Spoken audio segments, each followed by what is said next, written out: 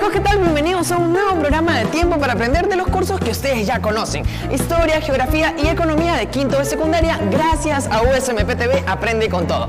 El día de hoy, ¿saben por qué estoy vestido de esta manera? Así con mi chaleco y con mi boina. ¿Y dónde estamos? Bueno, porque vamos a hablar sobre las artes, pero no cualquier arte. Bueno, el arte no solamente tiene que ver con la pintura, nada que ver. En el arte tenemos a la arquitectura, escultura, música, literatura, cine y fotografía. Bueno, voy a parar de contar porque nos vamos a ir un ratito al siglo XIX, dejando de lado al cine y la fotografía. Síganme. Y comenzó el siglo XIX. Esto conllevó muchos cambios en la sociedad alrededor del mundo. Por ejemplo, con la revolución industrial aparecieron increíbles fábricas para la elaboración de una gran cantidad de productos. También se descubrían increíbles inventos que harían volar la cabeza a cualquiera.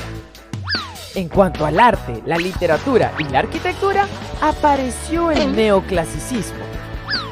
Pero el neoclasicismo surgió en el siglo XVIII. Sí, Henry, pero ganó mucha importancia a inicios del siglo XIX. Incluso se consolidó en Latinoamérica en la década de 1820. ¿Pero en qué consiste?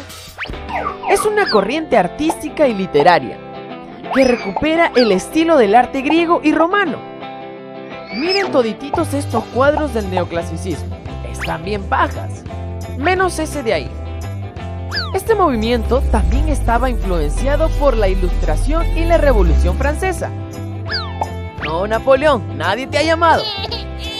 En la Latinoamérica independizada, significaba una expresión culta y refinada, que calzaba muy bien con los gustos de los burgueses. Miren, por ejemplo, el peruano José Gil Castro era uno de sus máximos exponentes, encargándose de los increíbles retratos de personalidades muy importantes de la época. Y no solo eso, la influencia del neoclasicismo también estaba muy presente en la arquitectura. Miren, muchas de sus construcciones nos hacen recordar a la antigua Grecia. Ya solo falta que por ahí veamos paseando a Platón y Sócrates. Los temas más recurrentes en la literatura por los neoclásicos latinoamericanos fueron la libertad y el progreso, inspirados por los generales Simón Bolívar, José de San Martín y Antonio José de Sucre, debido a la influencia directa de la independencia. En la década de 1840, el neoclasicismo dejó de tener la importancia de otros años en Latinoamérica, dando paso a un arte de inspiración popular, es decir, el romanticismo. ¿Esto es el romanticismo? No, Henry. El romanticismo es una corriente artística que da gran prioridad a los sentimientos y no se limitaba a imitar lo clásico, como sí pasaba con el neoclasicismo. Nada que ver. Ahora había muchísima más creatividad, tanto en la literatura, la música y la pintura. ¡Qué paja! Pero, ¿saben dónde se originó esta corriente? Fue en Alemania y Gran Bretaña. Miren esas hermosas pinturas del romanticismo, algunas algo románticas, ¿no? Con el tiempo, el romanticismo se extendió a otros países y cruzó el mar, llegando hasta Latinoamérica. Aquí, el romanticismo sirvió para la construcción de la identidad, las inclinaciones políticas y redescubrir la imagen de los indígenas. ¿Redescubrimiento indígena? Sí, Henry. Con el romanticismo se dio el origen al indianismo, una corriente artística que se acercaba a lo autóctono, mediante la imagen romántica e idealizada del indígena. Pero no creas que solo se limitó al arte. No. Los literarios de la época escribían dramas basados en la vida de los indígenas. Por ejemplo, el dominicano Manuel Jesús Galván escribió El Enriquillo, que trata de la rebelión de un cacique contra los españoles, mientras que la cubana Gertrudis Gómez de Avellaneda escribió Guatimozín, una novela histórica sobre el último emperador de México. Pero no nos olvidemos del pintor peruano Luis Montero, el más importante del siglo XIX, cuya obra cumbre fue Los funerales de Atahualpa. Pero qué hermosa pintura. verdad. Justo, chicos, me agarraron leyendo Los Miserables, que no sé si ustedes sabían que es un libro representante del romanticismo, del cual se han hecho muchísimas películas, ¿ah? Por ejemplo, en el Perú tenemos al famosísimo Ricardo Palma y también a Clemente Althaus, que son representantes del romanticismo. Mientras tanto, habían pintores que si veían un paisaje hermoso, seguro pensaban, esto es tan bonito que se lo tengo que mostrar a todos. Nosotros hubiéramos sacado nuestra camarita, le tomaríamos foto y también se la mostraríamos a todos. Pero estamos hablando del siglo XIX, pues había que capturar toda la hermosura de la naturaleza e inmortalizarla. Mira mi dibujo. Bueno, me falta pulirlo un poquito, Un poco. Pero qué bonita es la naturaleza, con sus aves, su arco iris, sus casitas, recontra chévere. Tan chévere que muchos artistas adoptaron el llamado arte paisajista. Es que la naturaleza da tanta inspiración que los pintores querían captar esa belleza. Y bueno, como todavía no existían cámaras supermodernas a colores y de muchos megapíxeles, no quedaba de otra que dibujar con todo el detalle posible. Pero el resultado es hermoso. Tocayo, mira mis pinturas. También estaban el alemán Juan Mauricio Rugendas y el francés Arnaud Julien Faldier como sus más grandes representantes. Un gusto conocerlos.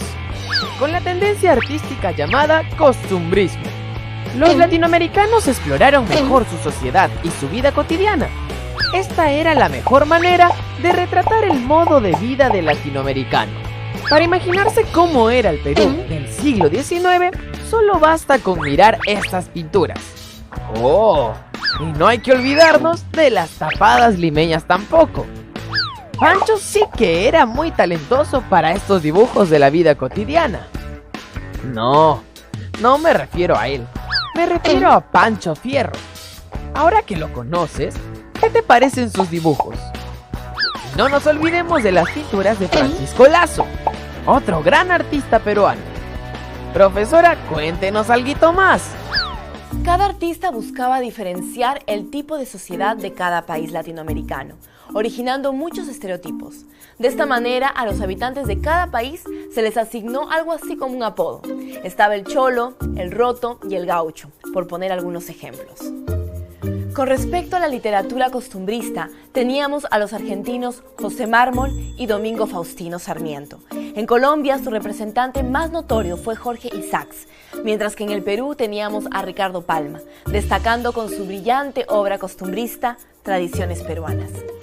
Los intelectuales latinoamericanos del siglo XIX estaban en búsqueda de una identidad. ¿Pero cómo así? Es que como ya estaban independizados, querían una imagen distinta a la dejada por los españoles. Sí, muchos intelectuales criticaron lo dejado por España en América y comenzaron a revalorizar el pasado. No, mucho más adelante. Mucho más adelante. Ajá, había que revalorizar el pasado indígena. Primero, América del Sur debía tener un nombre que lo identificara como territorio y también a todititos de sus habitantes. ¿Pero con qué nombre? Déjame pensarlo. Y así nació el término Hispanoamérica, que aludía a una comunidad de países con una cultura, lengua y sobre todo el rechazo común a España. Se ve que en esa época no querían para nada a España. Algunos años después surgió un término más genérico que reemplazó a Hispanoamérica. Me refiero a la palabra Latinoamérica, en contraposición de la palabra América, que es asociada mayormente a Estados Unidos. Posteriormente, en la reunión de la Unión Iberoamericana de 1885, donde Latinoamérica ya establecía lazos con España, ganó terreno la expresión Iberoamérica. Posteriormente, en 1889, se adoptó el término panamericanismo para expresar la identidad continental. Ahora es tu turno. ¿Qué corriente artística recupera el estilo del arte griego y romano? Romanticismo, neoclasicismo, costumbrismo. Eso es, el neoclasicismo nacido en el siglo XVII y consolidado en el siglo XIX, es una corriente artística que recupera el estilo griego y romano, como se pueden ver en sus pinturas, obras literarias y arquitectura. ¿Qué corriente artística tomaba la imagen del indígena de una forma romántica e idealizada? Costumbrismo, indianismo, romanticismo. ¡Excelente! El indianismo sirvió como redescubrimiento de la imagen del indígena. Se manifestó mediante la pintura y literatura. Entre sus exponentes más representativos están Manuel Jesús Galván, Gertrudis Gómez de Avellaneda y Luis Montero y Rodrigo Gutiérrez. ¿Quién es el máximo representante del costumbrismo literario en el Perú? Francisco Lazo, Pancho Fierro, Ricardo Palma. Estás en lo correcto. El escritor Ricardo Palma destacó en la literatura costumbrista con tradiciones peruanas un conjunto de relatos cortos basados en hechos históricos, retratando las costumbres peruanas a través de las épocas. Hoy aprendimos que el neoclasicismo ganó mucha importancia a inicios del siglo XIX en Europa. Este movimiento también se influenció por la Ilustración y la Revolución Francesa. El neoclasicismo en la Latinoamérica independizada significaba una expresión culta y refinada, que calzaba muy bien con los gustos de los burgueses de la época. El romanticismo tomó gran importancia en Latinoamérica en la década de 1840. Sirvió para la construcción de la identidad, las inclinaciones políticas y redescubrir la imagen de los indígenas. Con el romanticismo se dio origen al indianismo, una corriente artística que se acercaba a lo autóctono, mediante la imagen romántica e idealizada del indígena. En la corriente del indianismo, los literarios de la época escribían dramas basados en la vida de los indígenas, teniendo de referentes al dominicano Manuel Jesús Galván y a la cubana Gertrudis Gómez de Avellaneda. Muchos artistas adoptaron el llamado arte paisajista, que consistía en captar la belleza de los paisajes. Entre sus representantes estaban el inglés Henry Price, el alemán Juan Mauricio Rugendas y el francés Arnaud Julien Pallier. Con el costumbrismo, los latinoamericanos exploraron mejor su sociedad y su vida cotidiana. Esta era la mejor manera de retratar el modo de vida del latinoamericano. Pancho Fierro y Francisco Lazo graficaron la vida cotidiana en el Perú del siglo XIX en sus pinturas costumbristas. Los intelectuales latinoamericanos del siglo XIX estaban en búsqueda de una identidad, criticando lo dejado por España en América, así que comenzaron a revalorizar el pasado indígena.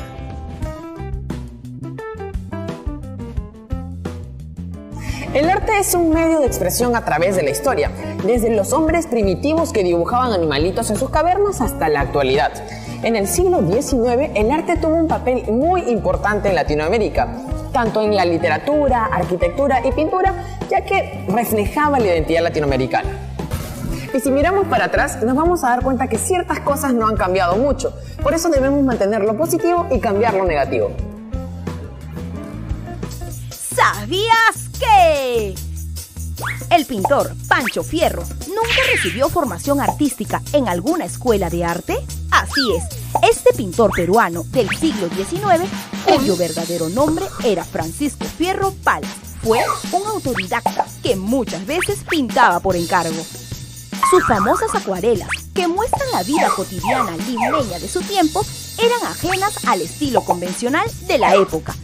Se calcula que su trabajo sobrepasa las 1.200 láminas, que al día de hoy forman parte de colecciones estatales y privadas. Ahora ya lo sabes.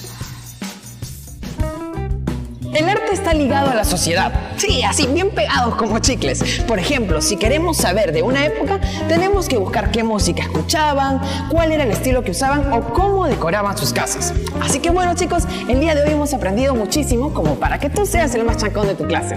Ya sabes, si es que aún no has leído, te recomiendo que leas el libro Tradiciones Peruanas de Ricardo Palma. Ya hemos llegado a la parte final del programa y les invito, bueno, a ver, ¿qué les voy a invitar? Les invito a que les den un like a nuestra página de Tiempo para aprender y conmigo será hasta una próxima aquí en USMP TV Aprende con Todo. ¡Chao!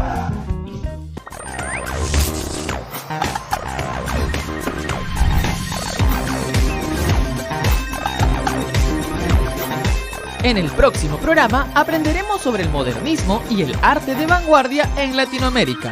No te lo pierdas.